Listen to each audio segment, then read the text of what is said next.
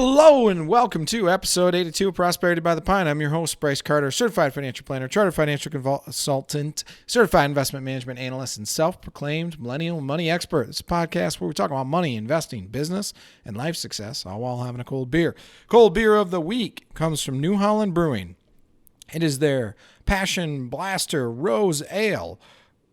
It's an ale with raspberry and apple flavors, so it's a fruity ale. We are drinking a fruity ale on this December day. Cheers.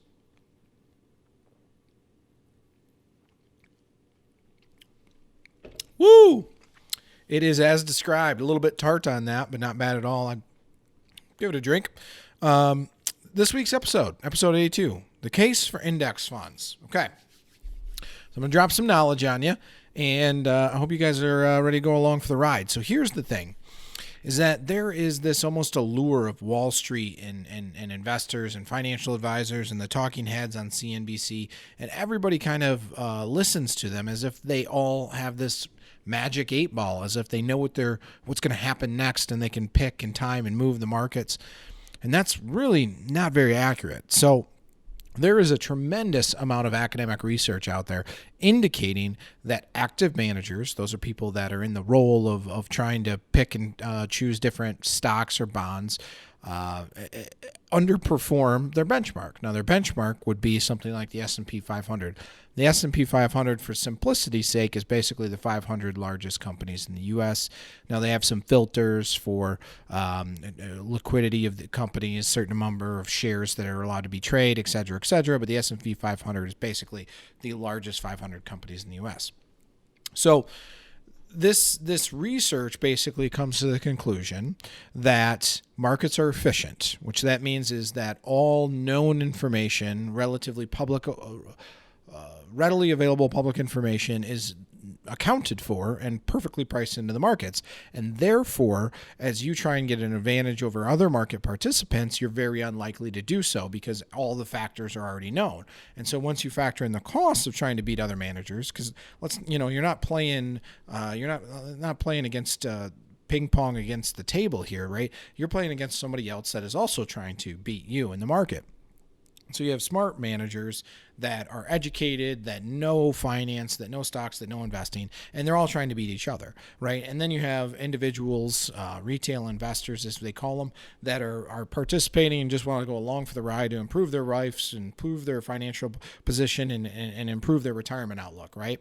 And so the research essentially concludes, and it's essentially unanimous, that active managers, by and large, underperform the index after you factor in costs, fees, right? Because if you're going to go ahead and try and beat the market, you're going to try and beat the index, you have to hire research assistants, you have to hire staff to manage and administrate that, you have to have the actual effect of making those trades, which is a cost to trading. Even though trading commissions are zero, there's still a cost of going in and out of stocks and positions and things like that, right?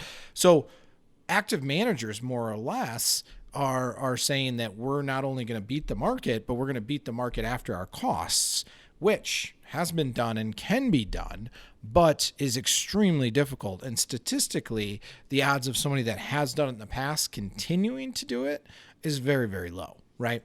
So now active managers don't necessarily argue these facts, but they have reasonings as to why the facts are distorted, not in their favor, if you will.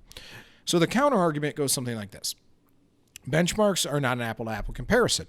This is true.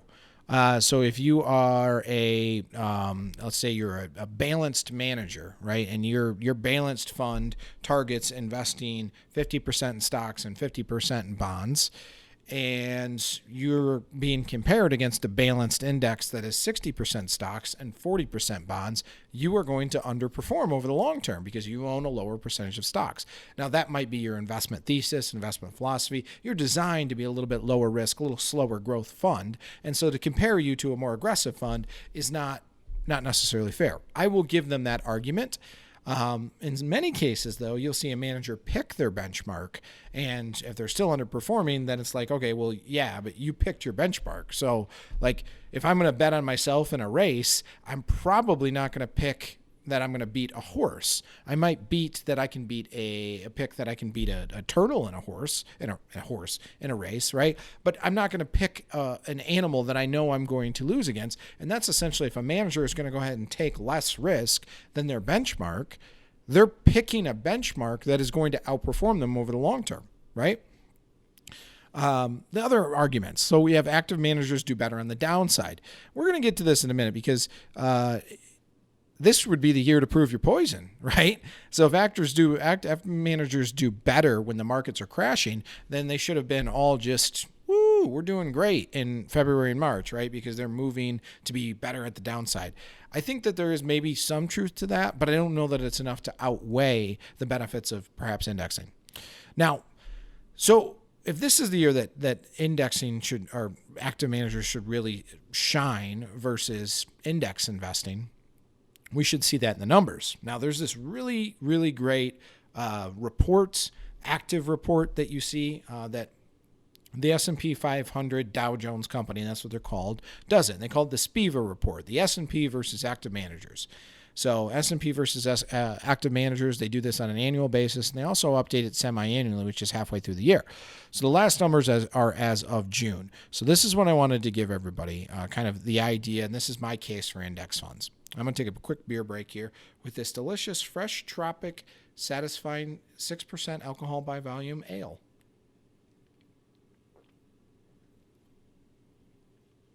It's good, man.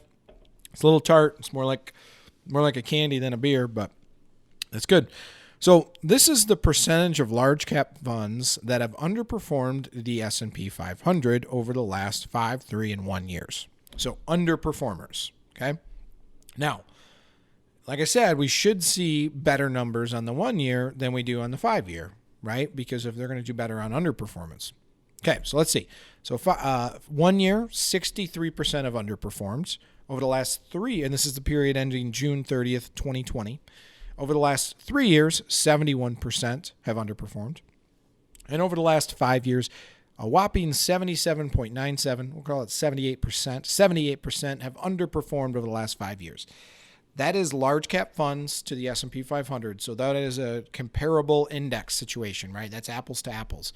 So they have done a little bit better over the 1 year. The question mark is, will that continue? And even when they do better, it appears that over time, even if managers are able to outperform in the short term, over time, they will not be able to consistently do that. So Brice, what about other market segments, right? That's just large cap stocks. Well, I took a look at that, and then SPIVA actually takes a very, very detailed look at this. And what they're essentially saying, and the data shows, across the board is in a short-term fashion, there is a percentage of managers that can outperform. But that percentage of managers goes smaller and smaller and smaller over 3 years, 5 years, 10 years, and 15 years. So by the time you get to a 5-year period, even though we have some snapshots in the 1 and the 3, by the time you get to a 5-year period, more than 50% of managers underperform. More than 50 underperform. So half or more are terrible. Not terrible, but they're underperforming.